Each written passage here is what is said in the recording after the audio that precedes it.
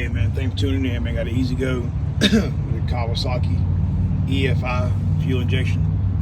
The problem we're having is every third or fourth time you hit the gas,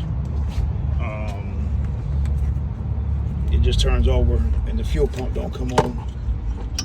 So what I noticed is, look on your fuel. This is your fuel pump relay here. If you look on it, you got the white wire is your ground for the fuel pump, and your, let me see this here, and your red wire, this is your ground for the fuel pump relay, this is your hot for the fuel pump relay.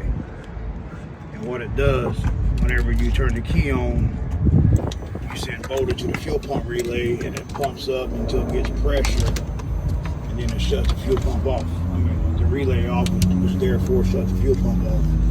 So what I'm gonna do is put my voltmeter in here, if I can get it with one hand. All right, and then you can see there it's only getting out. I'm gonna turn my key off. Turn my key off. Turn the key back on. You can see it's getting 7 volts. And it should be 12 volt relay, but sometimes when you turn it on, it gets 5 volts or 6 volts. I'm gonna get the gas.